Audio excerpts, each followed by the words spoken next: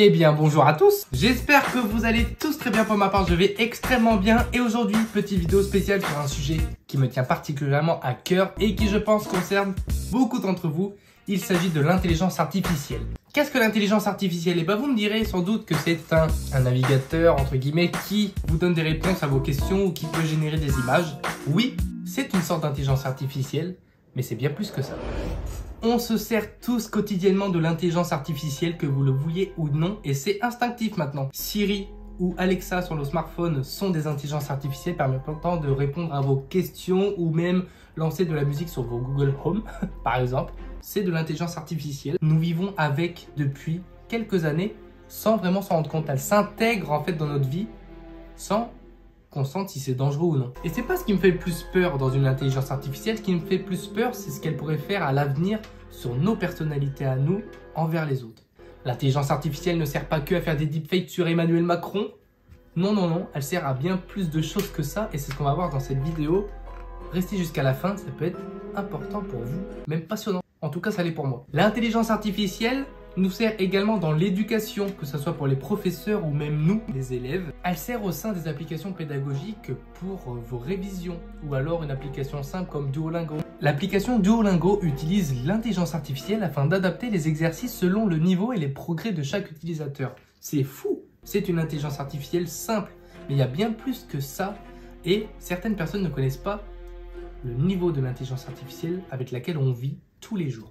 La médecine, tout le monde connaît son médecin, tout le monde y va quand on a un petit bobo, quand on a mal à la gorge, mais la médecine est bien plus évoluée maintenant grâce à l'intelligence artificielle, notamment avec la chirurgie robotisée qui est alimentée par l'intelligence artificielle elle-même. Et l'IA de Google DeepMind qui détecte des maladies oculaires avec une précision équivalente à celle de nos médecins spécialistes.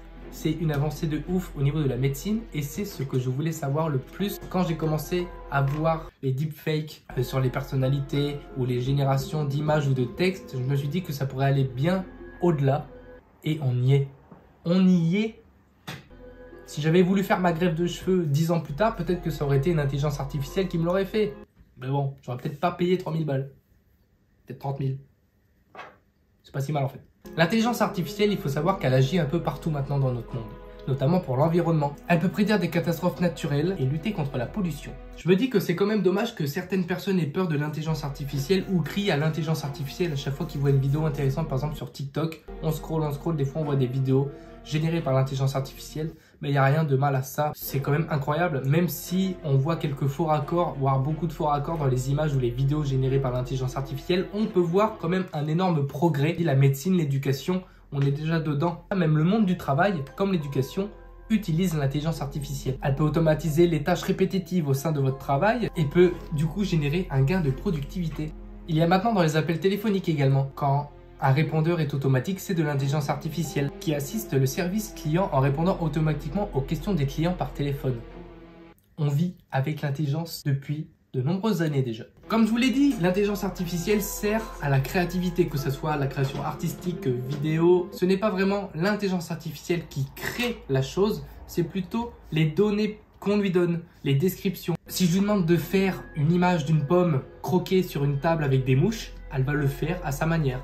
Mais c'est grâce à moi qu'elle le fait. Alors, du coup, de mon point de vue, l'intelligence artificielle n'est absolument pas dangereuse, à moins qu'on l'amène vers quelque chose de plus dangereux pour nous. Et au pire, l'intelligence artificielle, on tire sur le câble, on la débranche et point barre. Nique sa mère l'intelligence artificielle si elle nous fait chier. Voilà.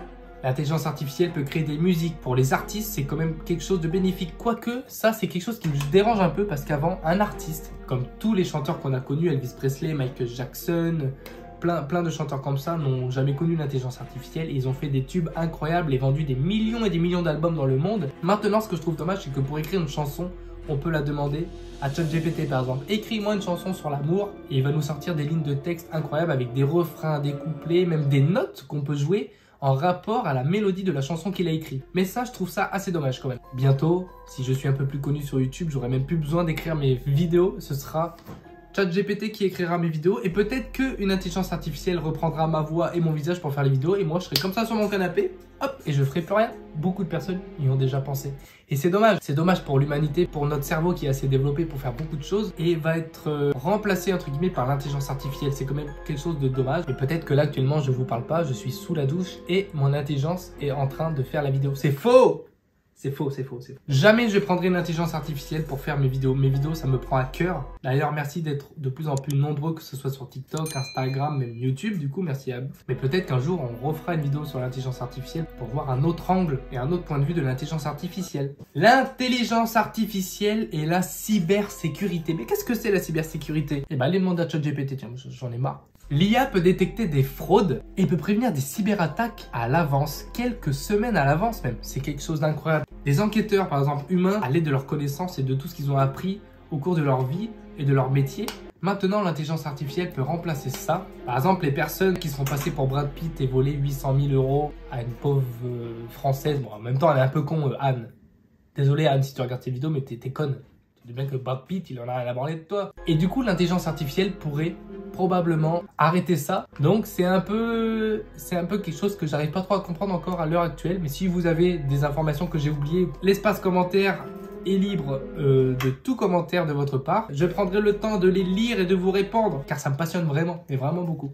C'est quand même fou de se dire que on peut vivre maintenant avec l'intelligence artificielle et l'intelligence artificielle peut aider beaucoup de personnes. Par exemple, les personnes seules qui s'amusent à parler à MyIA sur Snapchat, qui est plus ou moins ton ami, mais ça c'est un peu dangereux, entre guillemets. Il n'a rien contre vous, il va juste générer vos données, les manger comme ça, tout ce que vous dites sur vous et vous les ressortir plus tard. Par exemple, si je lui parle pendant 2 semaines, 2 semaines plus tard, il va être capable de me ressortir ce que j'ai dit il y a 2 semaines auparavant. Ce qui est bien pour les créateurs de l'intelligence artificielle sur Snapchat, c'est qu'ils autorisent leur intelligence à dire aux personnes qu'il n'a aucune émotion envers la personne. Mais certaines personnes sont rassurées de parler à quelqu'un.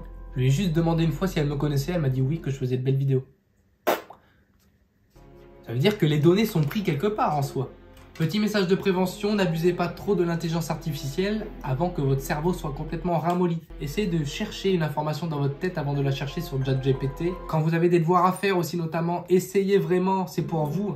Moi, à l'époque, et pourtant ça fait 3-4 ans que je suis pas au lycée, j'avais pas d'intelligence artificielle à ce moment-là, ou du moins c'était très peu répandu, et on s'en servait pas autant que maintenant les étudiants aujourd'hui. Même au collège, tout le monde utilise l'intelligence artificielle pour ses exposés, ses devoirs. Plus personne fait ses devoirs 2 semaines à l'avance comme maintenant, on les fait la veille, on copie-colle et c'est réglé. Voilà, si j'avais su, j'aurais fait la même chose.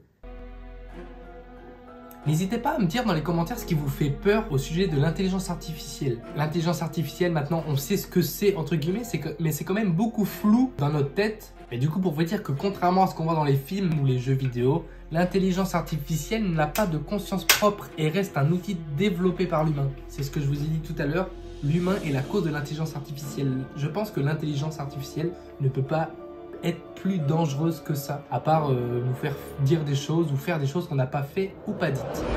Voilà les amis, je pense qu'on a fait le tour des choses. Beaucoup de choses à dire, beaucoup de choses à penser sur l'intelligence artificielle. N'hésitez pas à liker la vidéo si ce n'est pas déjà fait, vous abonner si ce n'est pas déjà fait et partager si ce n'est pas déjà fait.